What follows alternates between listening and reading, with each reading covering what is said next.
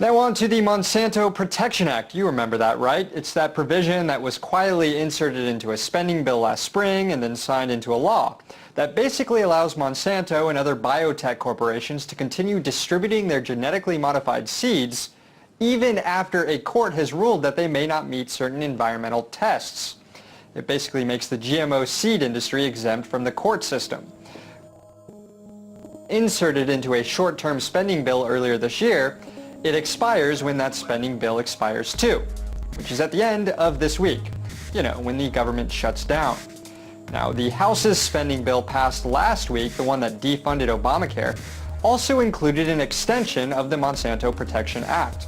But the Senate, which is currently working on its own spending bill now, will not include an extension of the Monsanto Protection Act. That's according to Senate Appropriations Chairwoman Barbara Mikulski and Senator Mark Pryor. The recent spending bill, which threatened a government shutdown, was signed into law last week, easing the minds of many Washington politicians. But lesser known as Section 735 of the bill, officially titled the Pharma Assurance Provision, but since nicknamed the Monsanto Rider or the Monsanto Protection Act. The provision protects large biotechnology companies like Monsanto from being taken to federal court should a genetically modified organism be discovered as being harmful to the consumer. Some congresspeople argue that the provision was a necessary concession in order to pass the spending bill to prevent a total shutdown of the federal government. But according to Colin O'Neill of the Center for Food Safety, this did not have to be the case. I think most Americans are really disappointed in the Senate. The Senate Democrats have traditionally been a backstop against dangerous policy riders like this. These are negotiations that are no doubt very complex and very heated, but the Senate has time and time again refuted the need to incorporate these types of backdoor riders in must-pass pieces of legislation. We're disappointed that this time they acquiesced to that industry demand. Over 250,000 people have signed a petition demanding President Obama veto the Monsanto Protection Act. Food advocacy groups are not the only ones upset. Civil rights organizations have also come out against the provision because of the secretive nature in which it was passed, having been slipped into the bill not long before it was signed into law. The provision did not follow traditional ways and was not discussed or debated in the appropriate congressional committees beforehand. Folks like the American Civil Liberties Union, who don't traditionally work on agriculture, are very concerned about the precedent it sets, particularly given the absence of necessary Senate jurisdictions like the Senate Committee on the Judiciary or the Senate Committee on Agriculture, who weren't involved in this process at all. Mr. President, I'll immediately implement country of origin labeling because Americans should know where their food comes from. We'll let folks know whether their food has been genetically modified because Americans... We'll let folks know whether their food has been genetically modified. After the show, a lot of people said to me that's current, why don't you talk about genetically modified foods?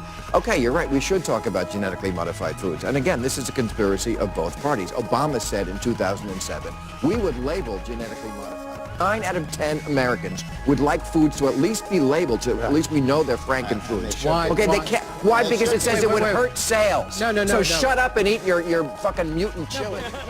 It doesn't keep the federal government from banning these genetically modified foods. It just says that if there's a court challenge or an injunction on the selling of these genetically modified foods, the Department of Agriculture has to allow a company like Monsanto, if they want, to continue selling the genetically modified crop. Your aphid-repelling soybean, your meat carrot, your tomato that will throw itself at bad entertainment. Let's at least then hear some of Congress's no doubt robust discussion on this controversial amendment. Critics are angry about how it was passed, snuck into a huge agricultural bill without review by a committee. Wait, someone just attached this language protecting genetically modified food makers into a bigger unrelated bill. Like the same way if you wanted to buy particularly nasty porno, you might slip it under some, hey, let me get some Mountain Dew, and I want a few Funyuns, and let me get a Farmer's Almanac, and what is that, a case of cat food, throw that in there, and maybe just to throw everyone off the scent a little bit. What are those, Fleet's enemas? Yeah, give me 4 of those, and, and before I go, just some protections for the agribusiness. Put it on the bag. Yeah, let's go. There's 535 people in Congress. How do they even let something like this happen? The law passed without most of Congress even knowing about it.